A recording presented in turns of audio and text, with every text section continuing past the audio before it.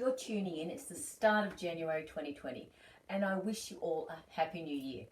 This year is the year of the rat, a year of initiatives and change.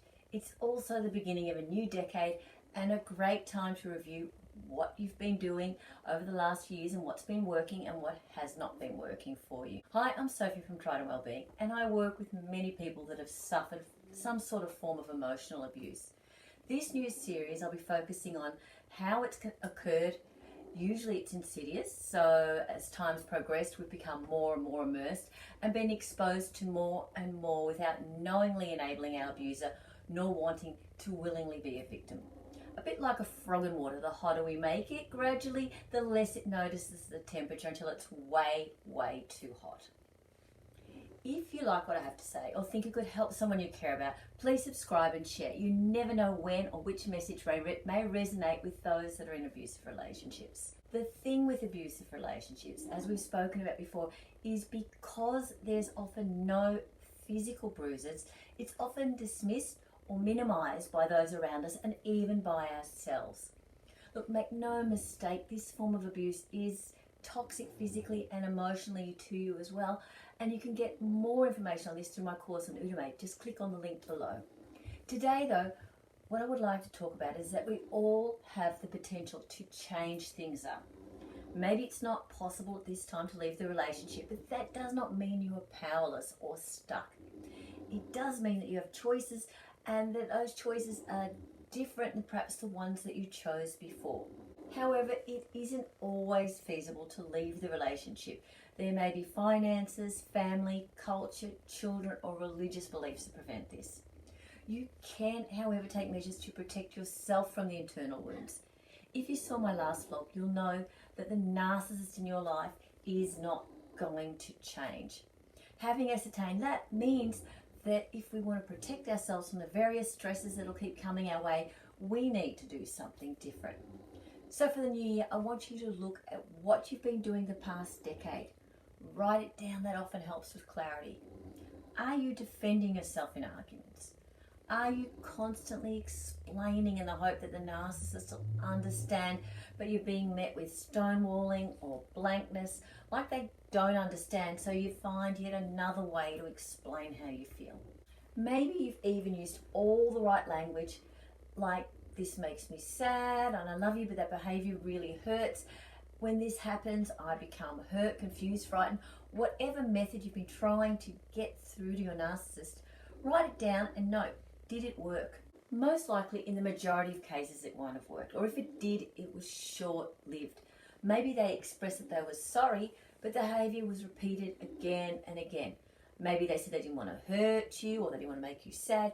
Yet at the first sign that you didn't agree with something or didn't give in to them or give them what they wanted, they gave you the silent treatment or criticized something you did.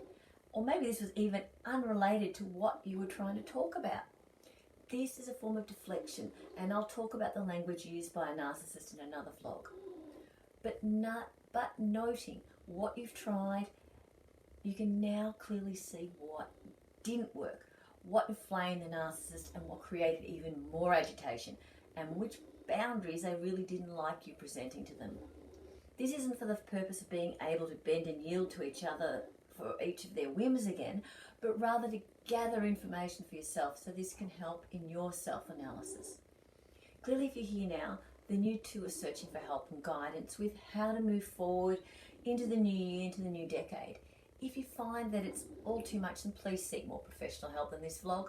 For those of you that are, however, fed up with the status quo, have been feeling stuck, then these tips might help you. After you've written down all the things that you've tried to do to reach out, now it's time to write down all the ways that your abuser likes to try and control you.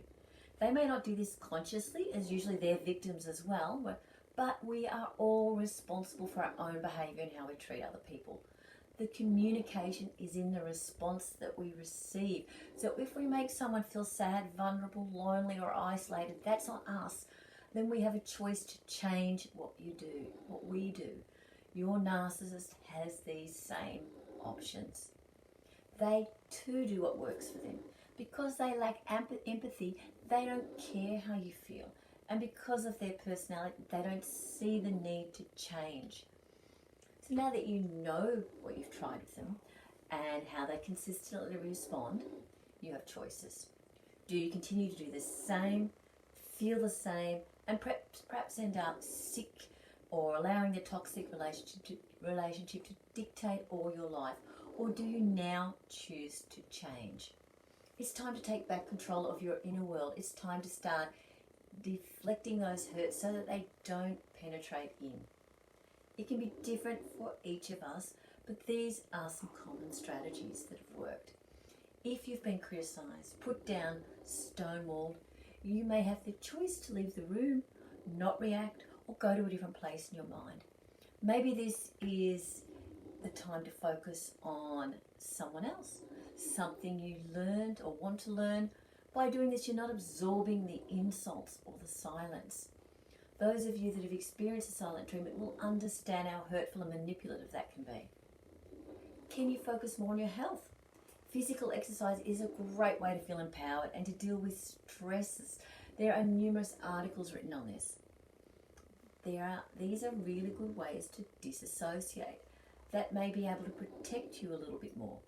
Can you change the dialogue then that you hear after the narcissist has finished talking but still repeats in your own head? Perhaps change that voice to something like Donald Duck, and this can help take the sting out of that diatribe.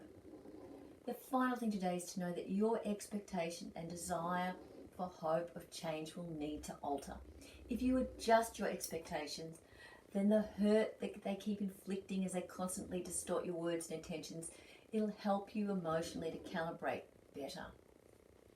These are a few tips I know that work. Perhaps you have others, and until you actually think about what you've done in the past and what a narcissist has been doing, you have the potential to end up over and over again playing that same record, not just getting older, but getting more fatigued and tired with it all.